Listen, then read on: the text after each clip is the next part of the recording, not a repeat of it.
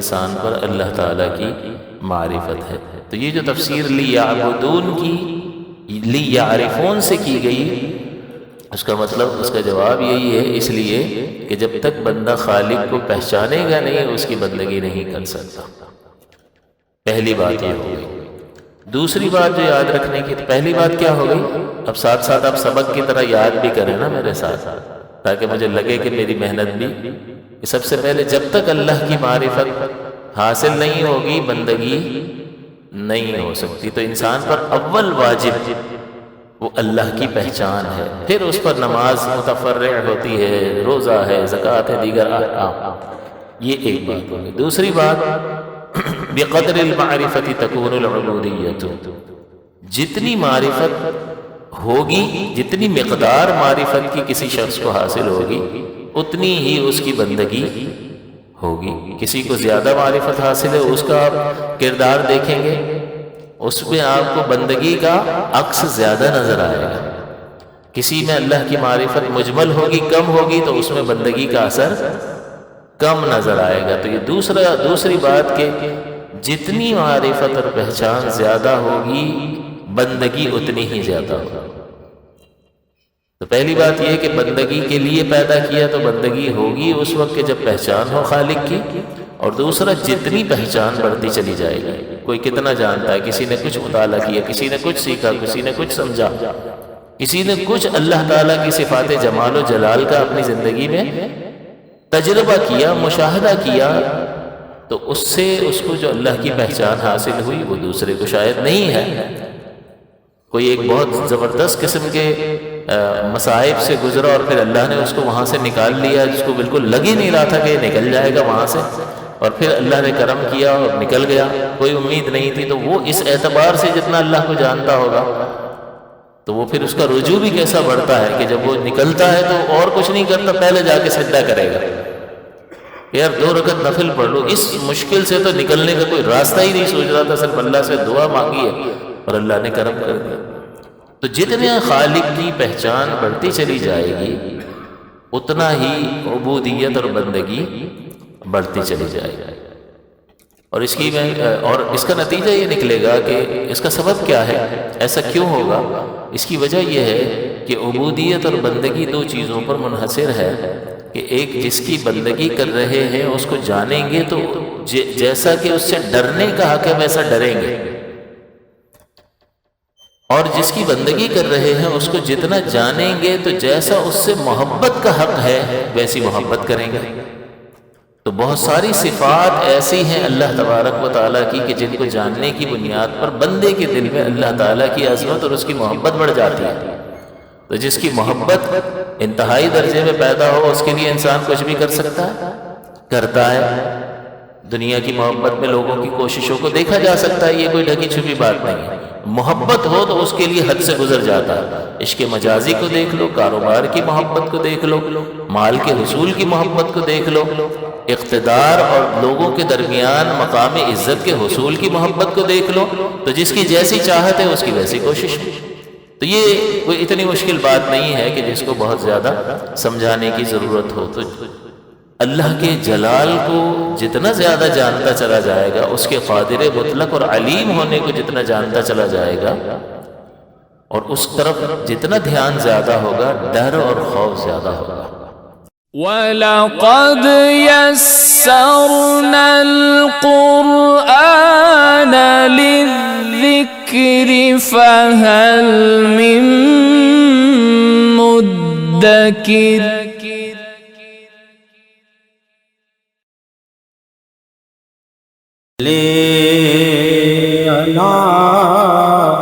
صلی علی کریمنا صلی علی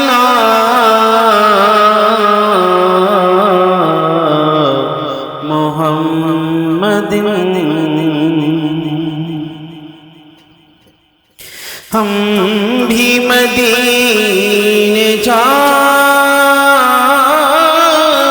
گے، آج نہیں تو کل صحیح، آقا ہمیں بلائیں گے،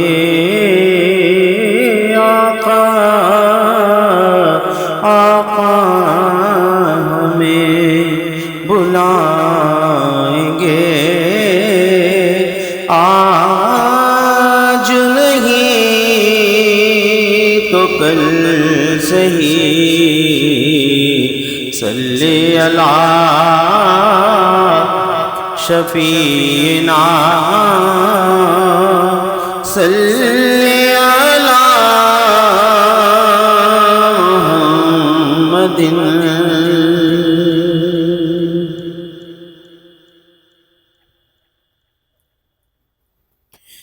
ان کی مہک دل کے، ان کی مہک دل کے غنچے کھلا دیے ہیں، ان کی مہک دل کے غنچے کھلا دیے ہیں، جس راہ چل گئے ہیں کوچے بسا دیے ہیں، جس راہ چل گئے ہیں کوچے بسا دیے ہیں، ان کی مہک دل کے جب آ گئی جوش رحمت پہ ان کی آنکھیں، جب آ گئی جوش رحمت پہ ان کی آنکھیں، جلتے بجھا دیے ہیں، روتے ہنسا دیے ہیں، جلتے بجھا دیے ہیں، روتے ہنسا دیے ہیں، ان کی مہک نے دل کے، ایک دل ہمارا کیا ہے آزار اس کا کتنا، ایک دل ہمارا کیا ہے آزار اس کا کتنا، تم نے تو چلتے پھرتے آقا، تم نے تو چلتے پھرتے مردے جلا دیے ہیں، تم نے تو چلتے پھرتے مردے جلا دیے ہیں، ان کی مہک دل کے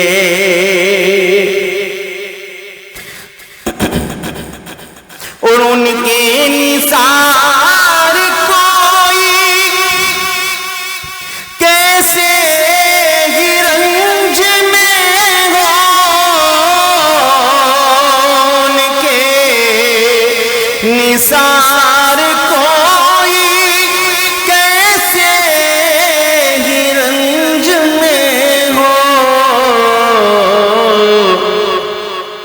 جب یاد آ گئے ہیں، جب یاد آ گئے ہیں، سب غم بلا دیے ہیں، جب یاد آ گئے ہیں آقا، جب یاد سب غم بھلا دیے ہیں ان کی مہک نے دل کے اور اسرا میں گزرے جس دم بیڑے پہ قدسیوں کے اسرا میں گزرے جس دم بیڑے پہ قدسیوں کے ہونے لگی سلامی ہونے لگی سلامی پرچم جھکا دیے ہیں ہونے لگی سلامی پرچم جھکا دیے ہیں ان کی مہک نے دل کے اور اللہ کیا جہنم ابھی نہ سرد ہوگا رو رو کے مصطفیٰ نے دریا بہا دیے ہیں ان کی مہک نے دل کے اور ملک سخن کی شاگی تم کو رضا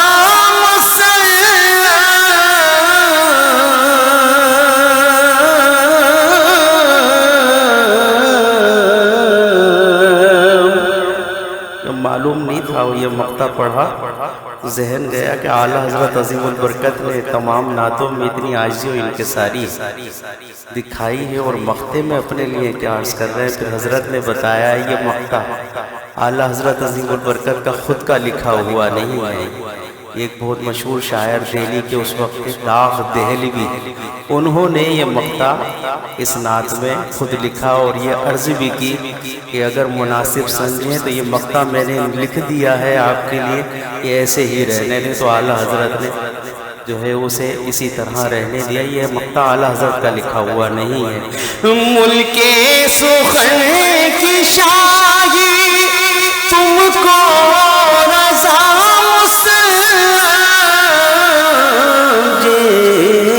سمت آ گئے ہو سکے مٹھا دیے ہیں ان کی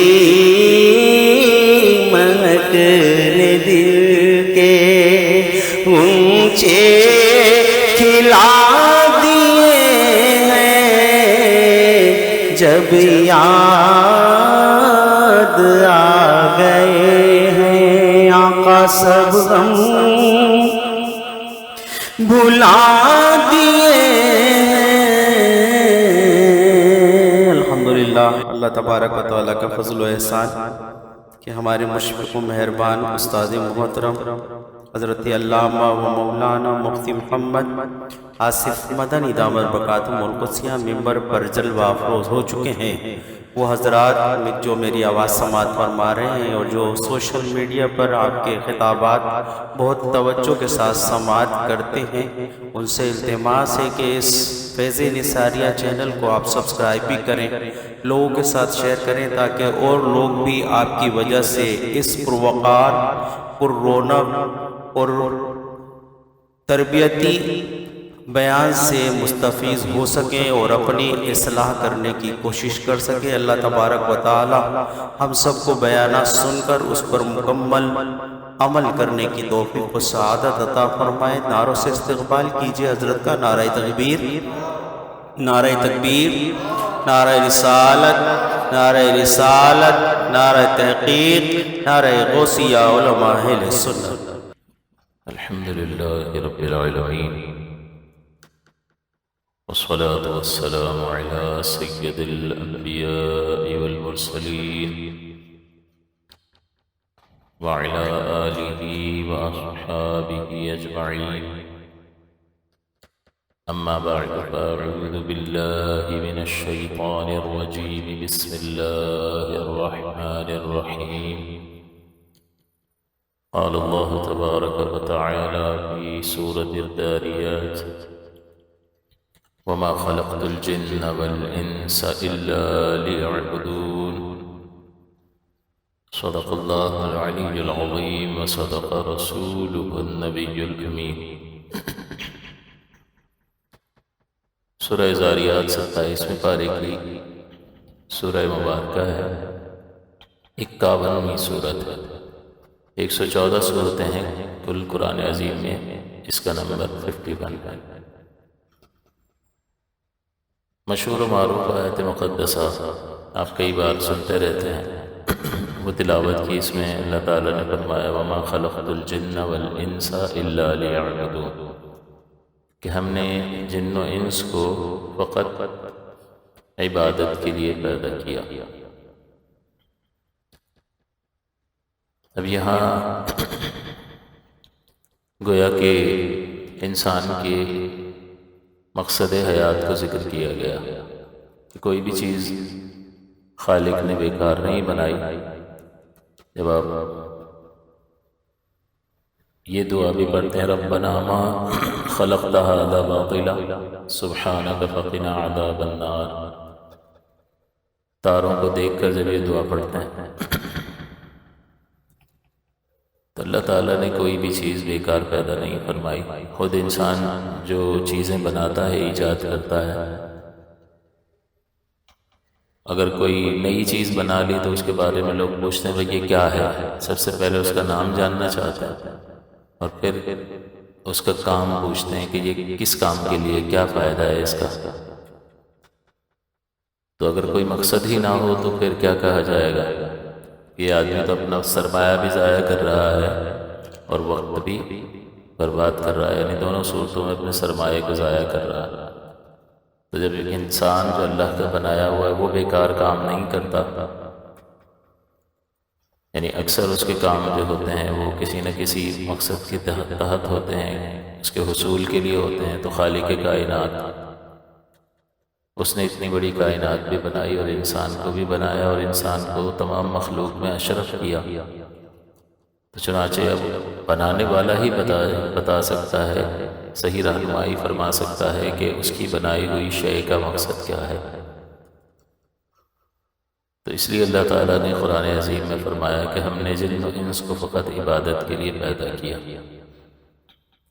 اب یہاں عبادت کی مختلف معانی مراد لیے گئے ہیں مفسرین نے، جس میں سے ایک معنی مجاہد ابن جبر، جسے امام قرطبی نے اپنی تفسیر میں ذکر کیا. یہ مجاہد ابن جبر رضی اللہ تعالیٰ عنہ حضرت عبداللہ ابن عباس رضی اللہ عنہ کے شاگرد ہیں. یہ مفسر قرآن ہے، مشہور. انہوں نے اور دیگر مفسرین نے لیعبدون کی تفسیر فرمائی، ای لیعرفون، یعنی اللہ تعالیٰ نے جو یہاں فرمایا کہ ہم نے جن و انس کو اپنی عبادت کے لیے پیدا کیا، تو یعبدون سے مراد یہاں پر یعرفون ہے، یعنی اپنی معرفت کے لیے پیدا کیا. سوال یہ پیدا ہوتا ہے کہ پہچان اور معرفت سے کیوں تفسیر کی ہے اس کی؟ یعبدون لکھا ہوا ہے، یعبدون فرمایا ہے، تو اس کی وضاحت میں یعرفون کیوں کہہ رہے ہیں؟ سوال پیدا ہوا. تو اس کا جواب یہ ہے کہ جب تک انسان اس کو جان نہ لے جس کی عبادت کی جانی ہے تو پھر عبادت کر نہیں سکتا. تو بغیر جانے پہچانے عبادت نہیں کی جا سکتی ہے. اس سے معلوم ہوا کہ پہلے معرفت حاصل ہوگی اور اسی معرفت پر بندگی کی بنیاد پڑے گی. تو اس کا مطلب یہ ہوا کہ نہ پہلا واجب نماز ہے، نہ روزہ ہے، نہ اخلاق ہے، بلکہ سب سے پہلا واجب انسان پر اور فرض جو ہے وہ اپنے رب کی معرفت اور پہچان ہے. اس بنیاد پر انسان کی زندگی کی اچھائی کی اور حسن اخلاق کی اور ایک انسانی صحیح درست زندگی کی بنیاد پڑے گی۔ جتنا وہ اللہ کو پہچانے گا اس اعتبار سے اس کی بندگی ہوگی۔ اس کا مطلب یہ ہوا کہ اول واجب اللہ کی معرفت ہے۔ نماز، روزہ، حج، زکوٰۃ یہ اس ہی پر مبنی ہے، تو بنیاد اللہ کی پہچان ہوا اور اس بنیاد پر تعمیر ہونے والی عمارت یہ ہے۔ پھر جتنے بھی آپ اعمال و افعال کرتے ہیں وہ عمارت کی حیثیت رکھتے ہیں اور اللہ کی معرفت اور پہچان بنیاد کی حیثیت رکھتی ہے۔ اور نبی اکرم صلی اللہ علیہ وسلم کا جو 23 سالہ دور مبارک تھا جس میں آپ نے تبلیغ فرمائی، 63 سالہ مبارک زندگی ہے جس میں 40 برس کی عمر میں آپ نے اعلان نبوت فرمایا، تو اعلان نبوت کے بعد 23 برس ہیں جس میں سے 13 سال نبی اکرم صلی اللہ علیہ وسلم نے مکہ معظمہ میں گزارے اور 10 برس ہجرت کے بعد مدینہ منورہ میں آپ نے بسر فرمائے۔ تو یہ 13 سالہ جو زندگی مکی زندگی ہے اس میں رحمت دو عالم صلی اللہ علیہ وسلم اللہ کی معرفت ہی کی باتیں ارشاد فرماتے رہے۔ توحید، شرک کا خاتمہ، رسالت، تو یہ ساری جو ہے کہ وہ اللہ ہے، لائق عبادت ہے، واحد ہے، اس کا کوئی شریک نہیں ہے، تاکہ لوگ اس کو پہچانیں اور اسلام قبول کریں، اس ایک واحد خدا کی طرف مائل ہوں۔ اور 10 سالہ جو مدنی زندگی ہے اس میں پھر احکام نازل کیے، تو زیادہ تر اکثر احکام کا نزول مدنی زندگی میں ہوا کہ جب یہ بنیاد پڑ گئی اللہ کی پہچان کی، معرفت کی، تو پھر اب اس بنیاد پر اس کو جتنی بھی ڈیو پروسیس سے اور سختیوں سے گزارا جائے گا جو بہرحال اس ہی کے حق میں بہتر ہے، ورنہ تو اللہ تعالیٰ ہمارے پیدا ہونے سے پہلے بھی عرفہ اور اعلیٰ تھا، ہمارے نماز پڑھنے سے تو کوئی فرق نہیں پڑتا اسے، یہ پڑھتا ہے کچھ بھی نہیں، وہ تو ہمیشہ سے عظمت والا ہے نا، کچھ بھی فرق نہیں پڑتا۔ تو پھر اس کا مطلب ہم یہ جو 5 وقت آ رہے ہیں اور یہ پوری ایک روٹین ہم نے بنائی ہوئی ہے اور اس میں وقت کی قید کے ساتھ ہے کہ وقت میں ہی پڑھنی ہے ورنہ قضا کا گناہ ہوگا، تو یہ کس کے لیے ہے؟ یہ ہمارے اپنے لیے ہے کہ بندے کا رب کے ساتھ تعلق روز بروز مضبوط ہوتا چلا جائے۔ اور میں نے سابقہ درس میں ایک حدیث پاک آپ کو سنائی تھی، جس حدیث پر 2 درس میں نے کیے، اس میں انسان کے اسلام کو ایک اونٹ کی تشبیہ اور مثال کے ذریعے سے پیش کیا کہ اس کی جیسے گردن اونچی ہوتی ہے تمہارا، یہ اسلام کی مثال ہے، ایمان کی مثال، اور یہ کھڑا کس پر ہے؟ 4 ٹانگوں پر کھڑا، یہ ہے نماز، تمہارا اسلام ہی نماز پر کھڑا ہے۔ اور پھر اس کے کوہان کی مثال دی کہ یہ جہاد ہے، اور جہاد کا مطلب وہ لڑائی والا جہاد بھی اس میں شامل ہے، اور باقی جو ہم نفس اور شیطان کے خلاف ہر معاملے میں اللہ کی جب فرما برداری کرتے ہیں تو اس سے لڑ رہے ہوتے ہیں، تو یہ کوشش اور جہاد بھی شامل ہے۔ تو حضور کی اس حدیث مبارک نے گویا کہ پوری زندگی کا احاطہ کر رکھا، اسی لیے 2 درس جو ہے پورے کے پورے 2 جمعے اس پر صرف کیے اور آپ کو کوشش کی کہ اس کی تشریح جو ہے وہ اس طرح سے کی جائے کہ آپ کے ذہنوں میں بیٹھ جائے۔ تو حضور صلی اللہ علیہ وسلم نے 13 سالہ جو مکی زندگی ہے اس میں توحید، اللہ تعالیٰ کی معرفت، اس کی صفات جمال اور جلال کی معرفت فراہم کی، اور جس کی بنیاد پر لوگ اسلام میں داخل ہوئے، اور احکام سے متعلقہ آیات اکثر مدینہ منورہ ہجرت کے بعد نازل ہوئے۔ اس کا مطلب بھی یہی ہے کہ اول واجب انسان پر اللہ کی پہچان اور معرفت ہے۔ اگر کوئی شخص کسی کے یہاں، اور یہی وجہ ہے کہ آپ دیکھیں کہ جب کوئی ایمان اسلام قبول کرتا ہے تو فقط لا الہ الا اللہ محمد رسول اللہ سے مسلمان نہیں ہوتا، یہ تو ایک انفارمیشن ہے نا، اللہ نہیں ہے کوئی معبود مگر اللہ، اور محمد صلی اللہ علیہ وسلم اللہ کے رسول ہیں، اس سے کہا جائے گا اشہدو کے ساتھ بول، میں گواہی دیتا ہوں ان لا الہ الا اللہ و اشہد، اور میں گواہی دیتا ہوں ان محمدن عبدہ و رسولہ، اس لیے کہ جب کوئی گواہی دیتا ہے تو اس کا مطلب جو کہہ رہا ہے اس کا واقعی وہ علم رکھتا ہے، وہ جانتا ہے کہ وہ کیا کہہ رہا ہے۔ قاضی کے اور عدالت میں جج کے پاس کوئی گواہی دینے جائے اور جج اس سے پوچھے بھئی یہ واقعہ تم اس کے شاہد ہو جو گواہی دے رہے؟ نہیں، میں نے سنا ہے کہ ایسا ہوا تھا۔ تو بتاؤ، سننے پر وہ کہے گا بھاگو یہاں سے، گواہی کس کی؟ سنا تو میں نے بھی ہے تم لوگوں سے کہ واقعہ اس طرح ہوا ہے۔ تو گواہی جو ہے وہ مشاہدے پر دلیل ہوتی ہے، اس کی گواہی قبول کی جاتی ہے۔ تو یہاں پر یہ نہیں ہوگا کہ میں نے سن رکھا ہے کہ اللہ واحد ہے، یہ ایمان میں داخل کے لیے کافی نہیں ہے، داخل ہونے کے لیے، بلکہ وہ کہے گا اشہد۔ یہ توقیفی نبی اکرم صلی اللہ علیہ وسلم کی طرف سے یہ کلمات دے گا، اشہد، میں گواہی دیتا ہوں، کہ وہ جن دو جملوں کی گواہی دیتا ہے وہ ان قضیوں کو باقاعدہ جانتا ہے کہ وہ کیا کہہ رہا ہے۔ تو جب وہ اشہدو کے ذریعے سے گواہی دے گا، اشہدو اللہ الہ الا اللہ، میں گواہی دیتا ہوں کہ کوئی معبود نہیں ہے، لائق عبادت نہیں ہے سوائے اللہ، واشہدو، اور میں یہ بھی گواہی دیتا ہوں ان محمدًا عبدہ ورسولہ، کہ محمد صلی اللہ علیہ وسلم اللہ کے بندے اور اس کے رسول ہیں۔ تو اس کا مطلب یہ ہوا کہ یہ اشہدو مشہود شہادت سے نکلا ہے، دیکھ کر، مشاہدے سے نکلا ہے، دیکھ کر بندہ گواہی دیتا ہے۔ تو یہاں پر یہ جو جن دو جملوں پر یہ گواہی دے رہا ہے، اس کا مطلب یہ ہے کہ وہ اسے جانتا ہے کہ وہ کیا کہہ رہا ہے، تو اس کے بعد وہ اسلام میں داخل ہوگا۔ تو آپ یہ سمجھ گئے کہ اول واجب انسان پر اللہ تعالیٰ کی معرفت ہے۔ تو یہ جو تفسیر لیعبدون کی لیعرفون سے کی گئی، اس کا مطلب، اس کا جواب یہی ہے، اس لیے کہ جب تک بندہ خالق کو پہچانے گا نہیں، اس کی بندگی نہیں کر سکتا۔ پہلی بات یہ ہو گئی۔ دوسری بات جو یاد رکھنے کی، پہلی بات کیا ہو گئی؟ اب ساتھ ساتھ آپ سبق کی طرح یاد بھی کریں نا میرے ساتھ، تاکہ مجھے لگے کہ میری محنت بھی۔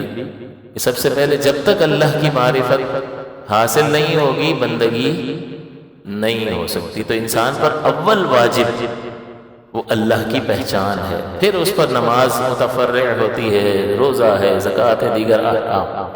یہ ایک بات ہوگی۔ دوسری بات، بقدر المعرفت تکون العبودیت، جتنی معرفت ہوگی، جتنی مقدار معرفت کی کسی شخص کو حاصل ہوگی، اتنی ہی اس کی بندگی ہوگی۔ کسی کو زیادہ معرفت حاصل ہے، اس کا آپ کردار دیکھیں گے، اس میں آپ کو بندگی کا عکس زیادہ نظر آئے گا۔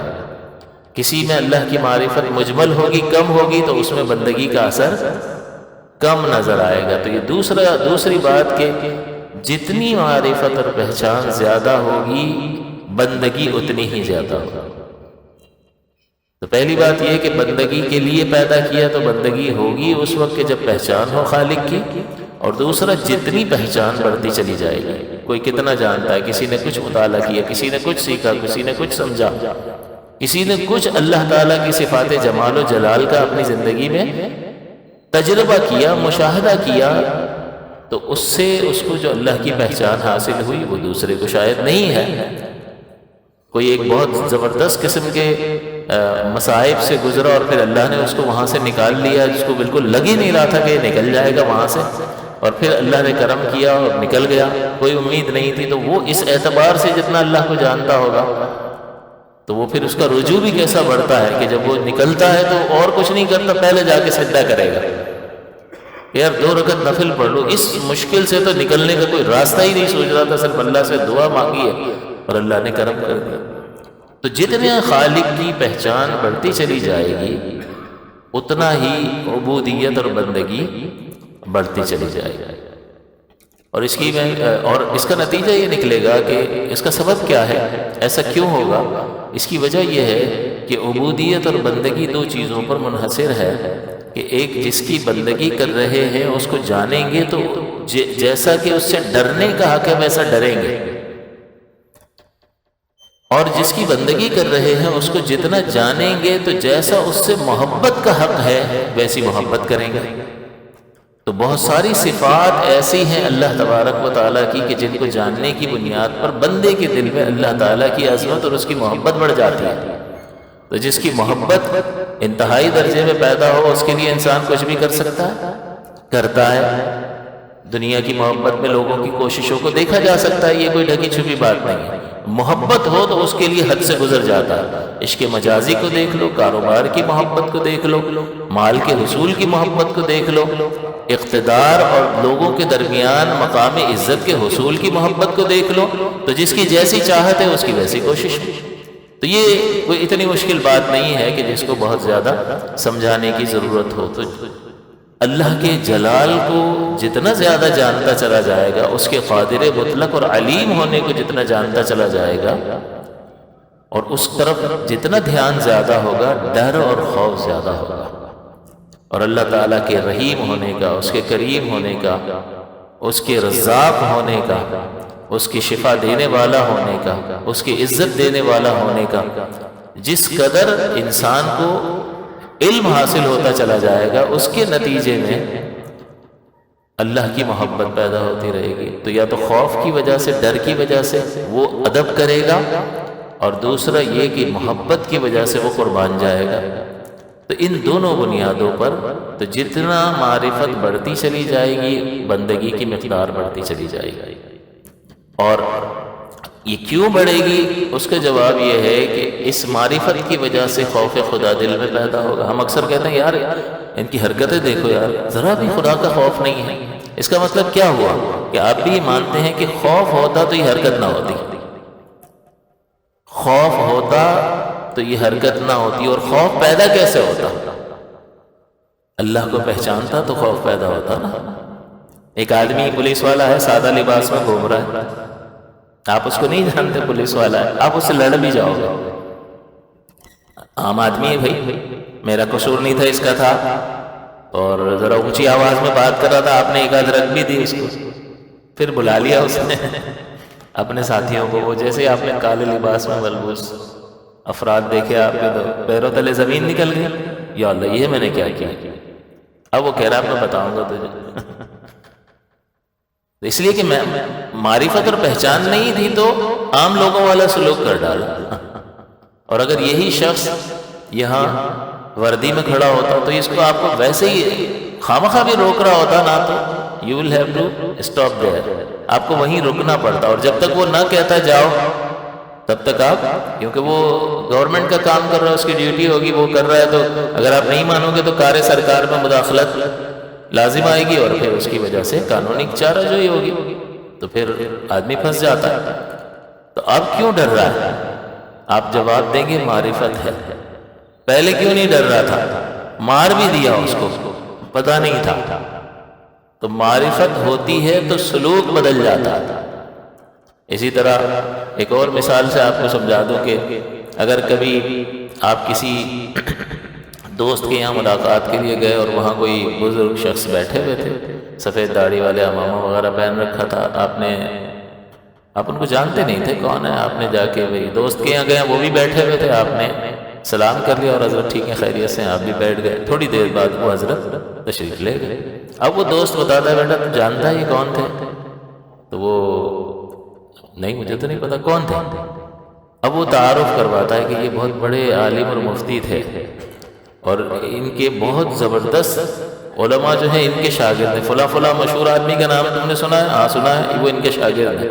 اچھا، اور ان کی تبلیغی سرگرمی اتنی ہے کہ بہت سارے لوگوں نے جو ہے ساری دنیا میں ان کا کام پھیلا، اور بہت سارے کافروں نے ان کے ہاتھ پر اسلام قبول کیا. اب وہ کیا کہے گا؟ یار پہلے بتاتا نا، میں تو ان سے کون سا معاملہ کیا، عام لوگوں والا. حضرت ٹھیک ہے خیریت سے، وہ جیسے بزرگ بیٹھے ہیں، چاچا بیٹھے ہیں، مل کے چلا گیا. اب وہ پچھتا رہا ہے کہ یار پہلے بتا تھا نا، کیوں کیا کرتے؟ پہلے پتہ نہیں تھا تو عام لوگوں والا سلوک کر ڈالا. اب معلوم ہو گیا ہے تو پھر خصوصی سلوک کیا جائے گا. تب اس کو دوست کہتا ہے کہ گھبرا مت، رات کو گھر پہ آ رہے ہیں کھانے پہ، تو بھی آ جانا. اب جب یہ رات کو ہو جائے گا تو کس طرح سے ملے گا حضرت سے؟ فرق ہوگا. وجہ کیا ہے؟ بنیاد کیا بنی؟ پہلے جانتا نہیں تھا تو عام لوگوں والا معاملہ کر لیا، لیکن اب جانتا ہے تو پیروں میں پڑے گا، ہاتھ چومے گا، حضرت میرے لیے دعا کرنے وغیرہ وغیرہ. جو تعظیم اس سے ہو سکے گی وہ تعظیم کرے گا. تو بنیاد کیا بنی؟ آدمی تو وہی ہے، وہی شخص ہے. اس کا مطلب یہ ہے کہ آپ یہی جواب دیں گے پہلے معرفت نہیں ہے. اب معرفت آ گئی تو سلوک بدل گیا. اس کا مطلب یہ میں نے جو قضیہ آپ کے سامنے پیش کیا کہ بقدر المعرفت تکون العبودیت، کہ معرفت ہی کی مقدار کے مطابق عبودیت اور بندگی ہوتی ہے. جتنی خالق کی معرفت اور پہچان بڑھتی چلی جائے گی اس کا خوف پیدا ہوگا، اس کی محبت بڑھے گی، اور یہ بنیاد بنے گی عمل کی. جیسا کہ میں نے یہ دو مثالیں آپ کے سامنے پیش کی. بلا تفصیل اللہ تعالیٰ کا معاملہ بندوں سے جداگانہ ہے، لیکن جو بندہ اللہ تعالیٰ کو بالکل اجمالی طور پر جانتا ہو کہ اللہ رب ہے، عبادت کی جاتی ہے اس کی، بس اتنا، تو وہ بھی آ گیا. اب یہ اجمالی سا جانتا ہے، جیسے وہ بزرگ کو اجمالی سا جانتا تھا کہ بھئی ٹھیک ہے میرے دوست کے کوئی ملنے والے ہیں بزرگ، وہ گاڑی والے ہیں، مل لیا، سلام کر لیا، چلو جی. تو یہ اجمالی سا تعارف تھا، تو سلوک بھی اجمالی سا ہوا، تو خاص سلوک نہیں ہوا. تو اسی طرح بندہ اگر اجمالی سے اپنے رب کو جانے گا اور تفصیل نہیں جانے گا، اجمالاً تعارف ہوگا، تو پھر وہ نماز بھی پڑھ رہا ہوگا اور دھیان کہیں اور ہوگا، کیونکہ جانتا ہی نہیں ہے. بس اتنا جانتا ہے کہ اللہ ہے، رب ہے جس جو عبادت کیا جاتا ہے، اللہ رب یعبد، اللہ رب ہے جس کی عبادت کی جاتی ہے، وہ اتنا جانتا ہے. تفصیلی اس کی صفات کمال اور صفات جلال جانتا ہی نہیں ہے. صفات جمال، صفات کمال، صفات جلال جب یہ جانتا نہیں ہے تو اس کا اثر بھی پیدا نہیں ہو رہا، اور اجمالی سا سلوک ہے اپنے رب کے ساتھ، اجمالی سا تعلق ہے اپنے رب کے ساتھ. نماز پڑھ رہا ہے، حساب کتاب بھی چل رہا ہے، پتہ ہی نہیں کون سی صورتیں پڑھی، اکثر بھول جاتا ہے، دھیان ہی نہیں رہتا. تو یہ وجہ کیا ہے اس کی؟ کیونکہ اگر خالق کی معرفت اور پہچان زیادہ ہوتی ہے تو اس کا خوف زیادہ ہوتا ہے. حضرت بی بی مریم رضی اللہ تعالی عنہا جو والدہ محترمہ ہیں حضرت عیسیٰ علیہ السلام، حضرت زکریا علیہ السلام آپ کے خالو ہوتے ہیں، ان کی تربیت میں آپ نے پرورش پائی ہے. ان کو اللہ نے طرح طرح کے انعامات دیے، ان کو نوازا، اور نوازنے کے بعد اللہ تعالیٰ نے فرمایا یا مریم اقنتی لربک، اے مریم اپنے رب کی بارگاہ میں ادب سے کھڑی ہو، واسجدی وارکعی مع الراکعین. اس سے پہلے کیا کیا تھا کہ اللہ تعالیٰ نے ان کو بیت المقدس کی خدمت کے لیے بچپن ہی میں قبول کر لیا تھا، حالانکہ لڑکیوں کو قبول نہیں کیا جاتا تھا، لڑکے کرتے تھے. حضور اللہ تعالیٰ نے مہربانی فرمائے ان کو قبول کر لیا. پھر طرح طرح کے پھل، ماں کا دودھ ہی نہیں پیا اس بچی نے، ایک دن میں اتنا ان کا قد بڑھ جاتا تھا جتنا ایک سال میں بچے کا بڑھتا ہے. ابتداءً ایسا ہی ہوا تو جلدی سے بڑھ گئی، اور وہ پھل بھی کھانے لگ گئی جو اللہ کی طرف سے بے موسم کے پھل آتے تھے. سردی کا پھل گرمی میں آ رہا ہے، گرمی کا سردی میں آ رہا ہے، یہ اللہ نے انعام فرمایا. پھر حضرت زکریا علیہ السلام نے فرمایا مریم ان لکی ھذا، تیرے پاس یہ کہاں سے آ گئے؟ تو بہترین جواب دیا کہ اللہ تعالیٰ کی طرف سے، وہ من عند اللہ. اور مزید فرمایا کہ اللہ تعالیٰ جسے چاہتا ہے بے حساب عطا فرماتا ہے. یہ علم کہاں سے آ گئے اتنے چھوٹے بچے؟ ایسا بہترین جواب کیسے دے رہا ہے؟ اس کا مطلب علم لدنی بھی عطا فرمائے، یہ بھی اللہ کا احساس. پھر حضرت زکریا نبی اللہ کی کفالت میں دے دیا، یہ اللہ کی مہربانی. اور اس کے بعد اللہ تعالیٰ نے آپ کو حضرت عیسیٰ علیہ السلام کی والدہ محترمہ بننے کا شرف عطا فرمایا، اور پھر فرمایا کہ ہم نے تمہیں چن لیا یا مریم ان اللہ اصطفاکی، اللہ نے آپ کو چن لیا. کم بات ہے، وطہرکی، اور آپ کو پاک کر دیا. جسے اللہ پاک کر دے اور اس کی پاکی کا اعلان فرما دے. واصطفاکی علی نساء العالمین، اور آپ کو اس وقت کی جہان کی عورتوں پر فضیلت عطا فرما دی. اللہ کی نعمتیں ہیں یا نہیں؟ زبردست نعمتیں ہیں. تو نعمتوں کے گویا کے حصار میں تھیں حضرت بی بی مریم رضی اللہ تعالیٰ. اس نعمت کے ذکر کے بعد اللہ تعالیٰ فرماتا ہے یا مریم اقنتی لربک، اپنے رب کی بارگاہ میں ادب کے ساتھ کھڑی ہو. تو مفسرین نے لکھا ہے کہ اس حکم کے بعد حضرت مریم نے ایسا قیام فرمایا کہ پیروں پر ورم چڑھ گیا اور پیر پھٹ گئے اور اس سے خون جاری ہو گیا. بندہ کہنے خالق فرما رہا ہے اپنے رب کی بارگاہ میں ادب سے کھڑی ہو. تو وہ جب پہلے نعمتوں کا احساس دلایا اور اس کے کریم اور رحیم ہونے کا کہ اتنا بچہ چھوٹا جس کی والدہ محترمہ کی منت کو اللہ نے پورا کر دیا، قبول کر لیا، اور بچپن ہی سے اس پہ عنایتوں کا ابھی کوئی عمل تو نہیں کیا، عنایتوں کے دروازے کھول دیے، اور کلیمت اللہ روح اللہ کی والدہ ہونے کا شرف عطا فرمایا، تو اتنی نعمتیں ابھی کچھ بھی نہیں کیا۔ حالانکہ بندہ عمل بھی کرتا ہے تو اس میں اللہ کی تائید غیبی اور اس کی توفیق شامل ہوتی ہے، تب کر سکتا، تو کمال کی نسبت تو پھر بھی اللہ کی طرف ہوگی، لیکن یہاں تو ابھی ابتداءً کسی عمل کی نسبت بندے کی طرف کی جائے وہ بھی نہیں پایا گیا۔ ایسی اللہ تعالیٰ کی رحمت، تو جب اللہ تعالیٰ کے کریم ہونے کا، اس کے معطی ہونے کا، اس کے بے شمار عطا کرنے والا ہونے کو پہچانا اور اس کا مشاہدہ کیا، تو پھر آسان ہو گیا، یا مریم اقنتی لربک، پھر ایسا قیام کرنا آسان ہو گیا کیونکہ وہ اپنے رب کو پہچانتی تھی۔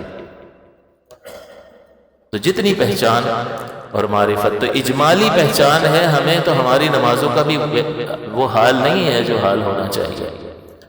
مارکیٹوں میں کام کر رہے ہوں گے، خدا یاد ہی نہیں ہوگا کہ اس کے احکامات یہاں پر کیا ہیں، اس نے کیا کیا ہدایات جاری فرمائی، ہماری جانے بلا ہم لے بیچ کرتے رہیں گے اور یوں ہی زندگی گزارتے رہیں گے، جھوٹ بھی چلے گا، اس میں بددیانتیاں بھی چلیں گی، رشوتیں بھی گورنمنٹ ڈپارٹمنٹس میں یا کہیں بھی موقع ملے گا لے رہے ہوں گے، سب خوف خدا نہیں ہے کسی چیز کا۔ تو خوف خدا یعنی خوف خدا کب پیدا ہوتا ہے؟ جب خالق کی معرفت ہو، تو اجمالی سا تصور خالق کا، اجمالی سی معرفت ہوگی تو اس کا تعلق بھی رب کے ساتھ ایسا ہی اجمالی اور سطحی سا ہوگا، اور جس قدر معرفت بڑھتی چلی جائے گی اس میں اضافہ ہوتا چلا جائے گا، اس معرفت میں، اس عبودیت میں، اس بندگی میں اضافہ ہوتا چلا جائے گا۔ اگر اس کو مثال سے ہم سمجھیں، جیسا کہ پہلے بھی ایک مثال دی کہ اگر یہ چلے بس یہ مضمون کو مکمل بھی کرنا ہے، تو یہ ایک میں نے آپ کو بات یہ بتائی کہ سب سے پہلا واجب انسان پر کیا ہے؟ اللہ کی پہچان، وہ لگاتا ہے بندگی پر۔ دوسرا، جتنی اللہ کی معرفت بڑھتی چلی جائے گی اتنی ہی بندگی بڑھتی چلی جائے گی۔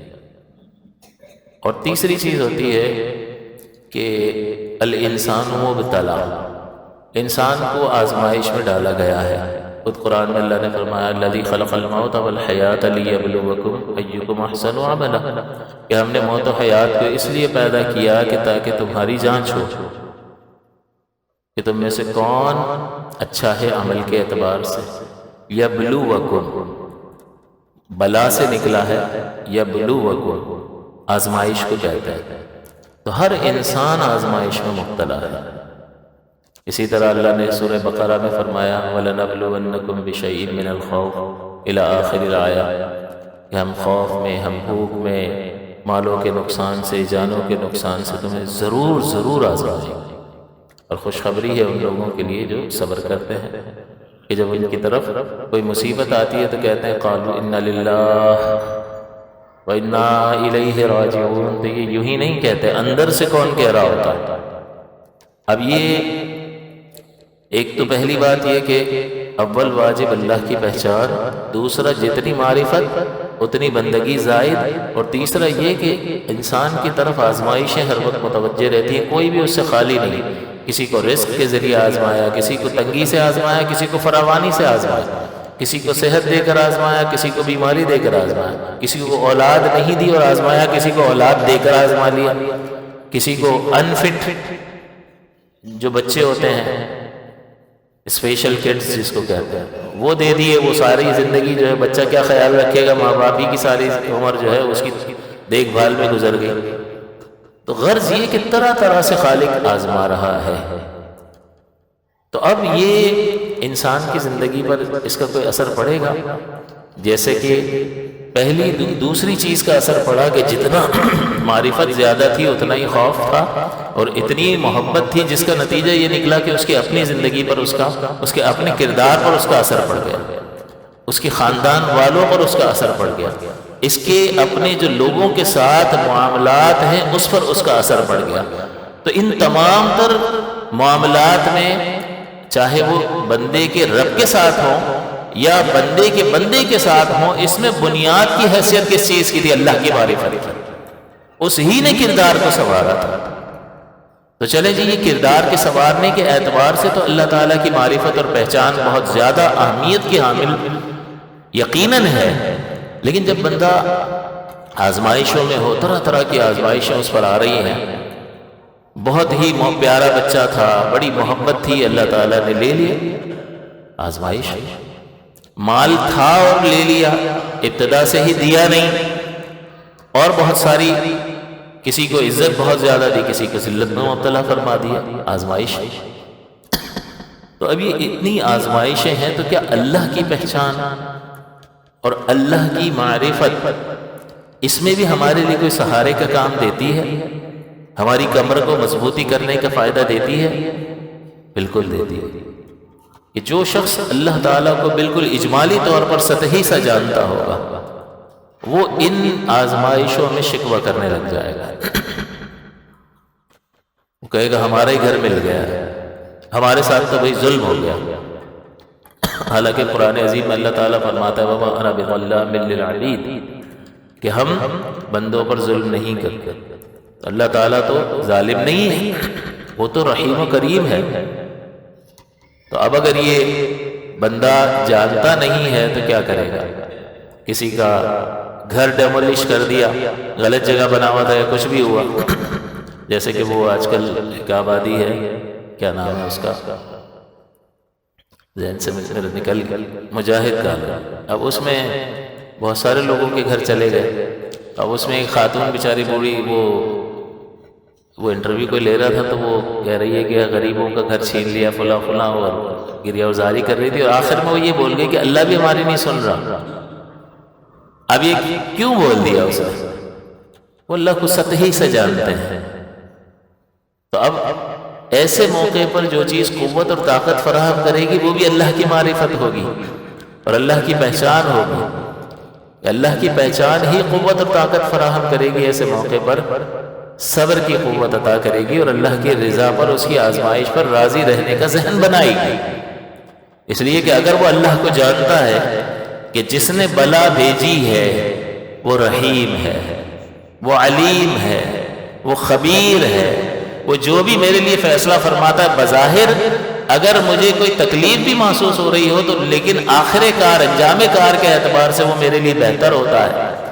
تو جب وہ رب کو اس اعتبار سے جانے گا کہ ما ساق البلا، من ساق البلا، جس نے یہ بلا بھیجی ہے، ذرا اس کو بھی تو دیکھو، صرف بلا کو نہ دیکھو، اس کو دیکھو۔ جب اس کو دیکھو گے تو کیا جواب آئے گا کہ وہ بلا بھیجنے والا تو رحیم ہے، وہ بلا بھیجنے والا تو بڑا کریم ہے، وہ علیم بھی ہے، وہ خبیر بھی ہے۔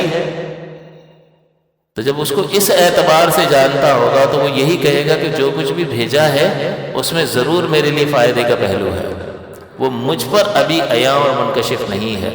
اس کا مطلب یہ ہوا کہ ہر طرح کی تکلیف، آزمائش اور پریشانی کہ جس کے بارے میں اللہ تعالیٰ نے فرمایا کہ یہ تو تم پر آ کر ہی رہے گی، جنت میں کوئی پریشانی نہیں ہے، لیکن دنیا تو دار ابتلا ہے، اس کا نام ہی دار ابتلا ہے، آزمائشوں کا گھر، تو اس میں آزمائش تو آ کر رہے گی۔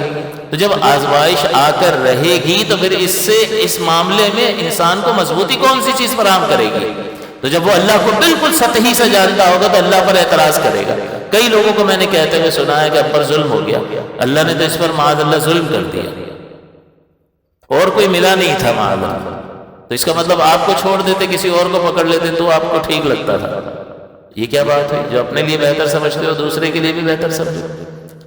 تو یہ کس وجہ سے ہو رہا ہے کہ اس خاص لمحے میں جب اس کو مضبوطی کا مظاہرہ کرنا تھا اور اللہ کی رضا پر، اس کے فیصلے پر راضی رہنا تھا، جو چیز اس کو اس موقع پر تقویت فراہم کر سکتی تھی وہ شے ہی اس کے پاس نہیں ہے، یعنی وہ اللہ کو جانتا ہی نہیں ہے کہ جس نے بلا بھیجی ہے وہ علیم ہے، کریم ہے، رحیم ہے اور خبیر بھی ہے۔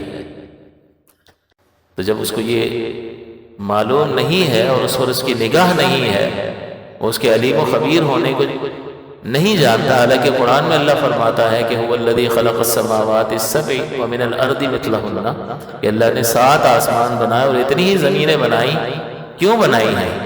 لتعلموا، تاکہ بندے تو پہچان حاصل کر، معرفت تو اپنے رب کو جان، کیا جانوں؟ ان اللہ علی کل شیء قدیر، کہ اللہ سب کچھ کر سکتا ہے۔ اس کا مطلب جب تیرے سارے آسرے ختم ہو جائے نا اور تو اس کو جانتا ہو کہ وہ سب کچھ کر سکتا ہے، تیری ساری امیدیں ختم ہو جائیں کہ اب کوئی یہ مسئلہ تو حل ہو ہی نہیں سکتا، سارے اسباب، ذرائع اور وسائل دم توڑ گئے ہیں، سب نے ساتھ چھوڑ دیا ہے، لیکن اللہ فرماتا ہے بندے تو جان لے ان اللہ علی کل شیء قدیر، اللہ سب کچھ کر سکتا ہے، تو تیرا اس سے تعلق مضبوط ہونا چاہیے۔ اور کیوں پیدا کیا؟ وَأَنَّ اللَّهَ قَدْ أَحَاطَ بِكُلِّ شَيْءٍ عِلْمًا، اور اللہ تعالیٰ نے ہر چیز کو اپنے علم سے احاطہ کر رکھا ہے، گھیر رکھا ہے، ہر شے کو اس نے گھیر رکھا ہے، تو اسے معلوم بھی ہے اور وہ قادر مطلق بھی ہے۔ ہاں وہ ظاہر اور باطن کا بھی جاننے والا ہے، کہ اس نے فرمایا کہ سورہ حشر کی آیات میں نے پہلے بھی آپ کو بتایا تھا، هو اللہ الذی لا الہ الا ہو، کہ وہ اللہ ہے، اس کے سوا کوئی لائق عبادت نہیں، عالم الغیب والشہادہ، وہ غیب کو بھی جانتا ہے اور ظاہر کو بھی جانتا ہے۔ تو اس کا نتیجہ کیا نکلے گا کہ جب سب جانتا ہے تو پکڑ کیوں نہیں لیتا کہ فلاں فلاں تو نافرمان ہے اور معلوم ہے اس کو، تو ایک تو علم بھی ہے اور اس کی قدرت سے کوئی باہر بھی نہیں ہے، تو پکڑ کیوں نہیں لیتا؟ اس کا تقاضا کیا ہے؟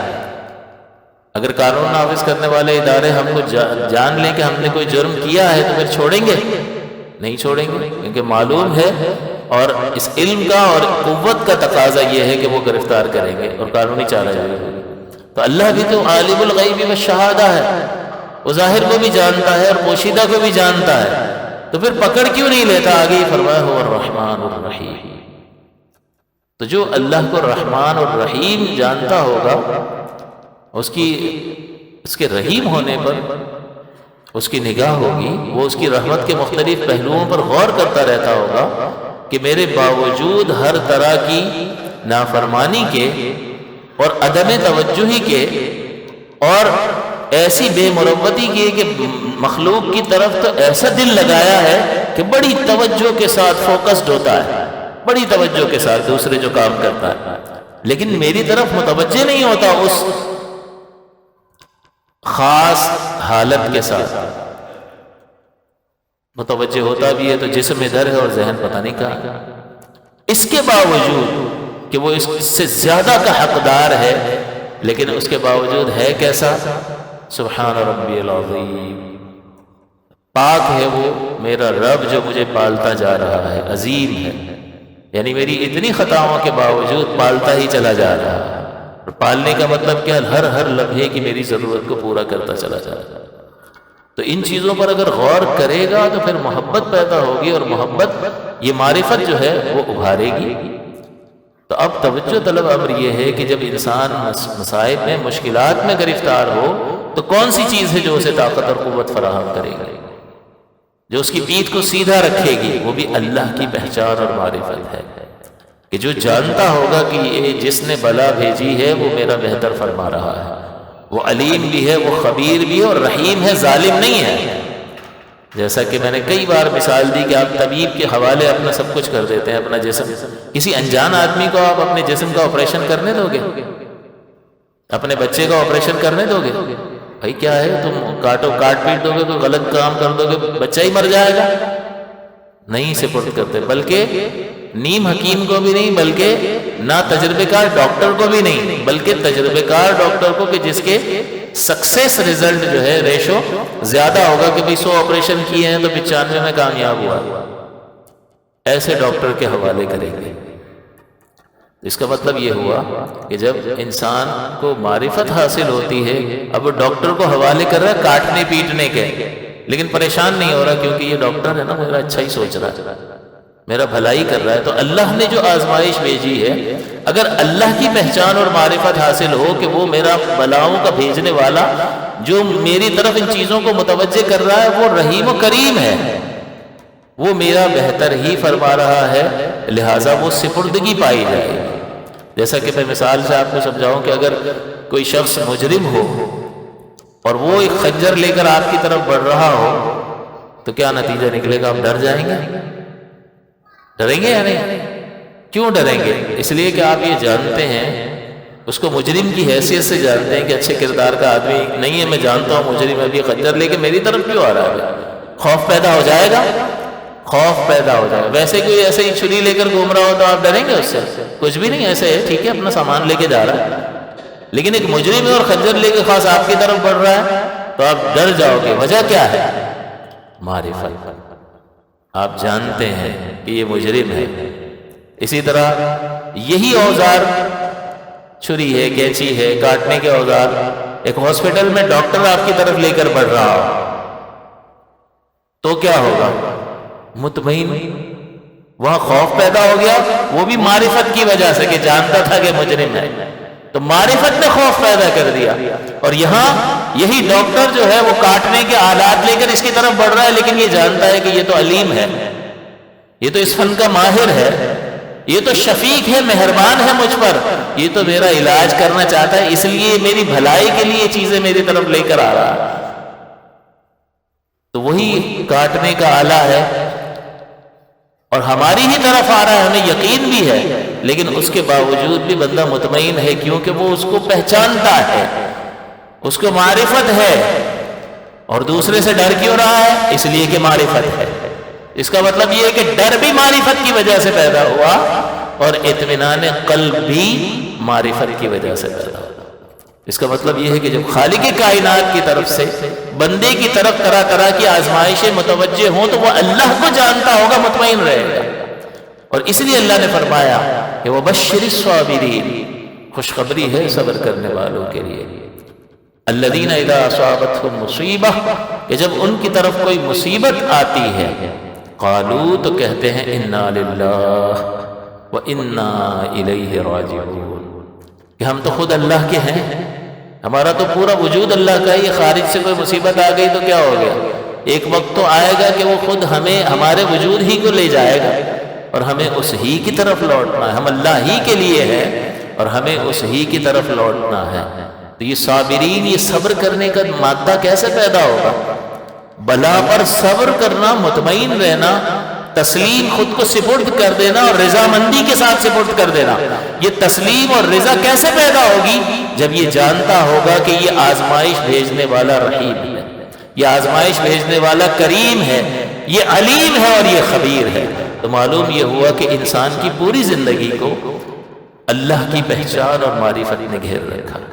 تو یہاں جو اللہ نے فرمایا وَمَا خَلَقْتُ الْجِنَّ وَالْإِنسَ إِلَّا لِيَعْبُدُونَ، کہ ہم نے نہیں پیدا کیا ہے جن و انس کو مگر عبادت کے لیے، اور عبادت کی تفسیر کیا کی؟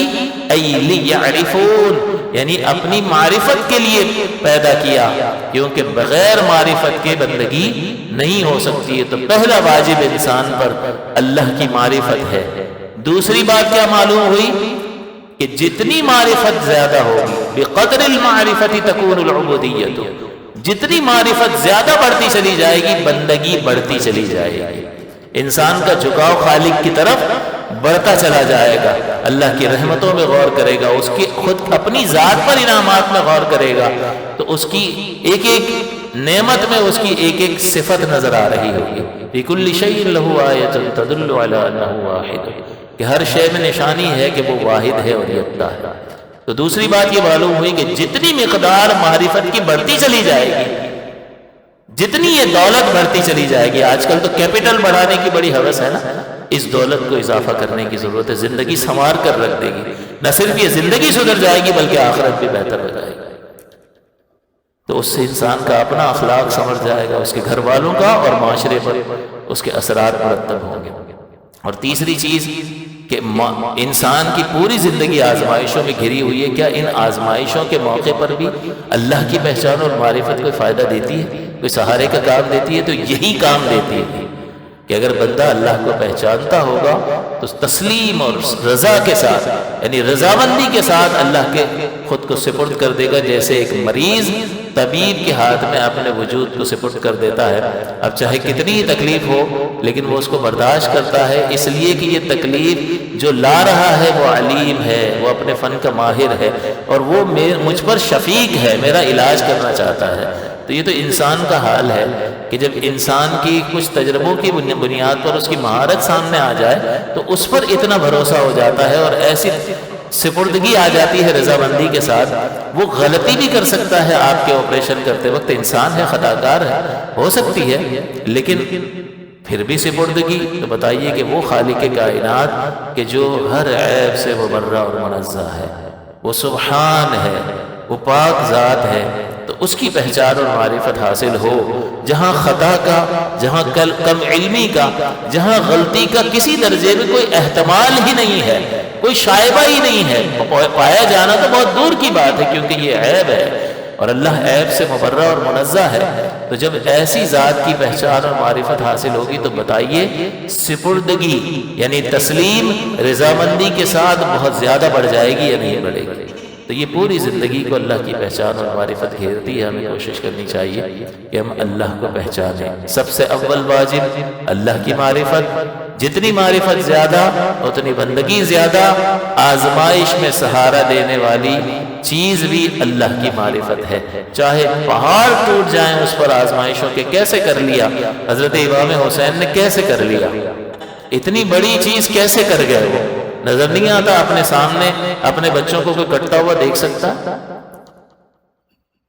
تھوڑا سا اگر ان کی سنجیدگی پتہ چل جاتی کہ یار یہ تو چند افراد جب شہید ہوئے تو سمجھ آ گیا تھا نا کہ نہیں باز نہیں آنے والے. کون سی چیز تھی؟ یہی وہ اللہ کو پہچانتے تھے. اللہ کی معرفت تھی تو ایسے موقع پر اتنی مضبوطی اور ثبات حاصل ہوا کہ آج تک دنیا ان کو یاد کرتی ہے. تو اس لیے ساری زندگی کا احاطہ اللہ کی معرفت نے کر رکھا ہے. جتنا اپنے رب کو پہچانو گے اتنی ہی قوت ہر درجے میں حاصل ہوگی. اپنا اخلاق بھی سنورے گا، اپنے رب کے ساتھ تعلق بھی مضبوط سے مضبوط تر ہوتا چلا جائے گا. اور جب کوئی سہارا ظاہری طور پر کوئی چیز آپ کا ساتھ نہیں دے رہی ہوگی، کوئی وسیلہ کوئی سبب کام نہیں آ رہا ہوگا، تب بھی اللہ کی پہچان اور اس کی معرفت آپ کی دستگیری کرے گی. اللہ تعالیٰ سے دعا ہے کہ اللہ تعالیٰ ہم سب کو اپنی کامل پہچان عطا فرمائے. آمین. وآخر دعوانا الحمدللہ رب العالمین.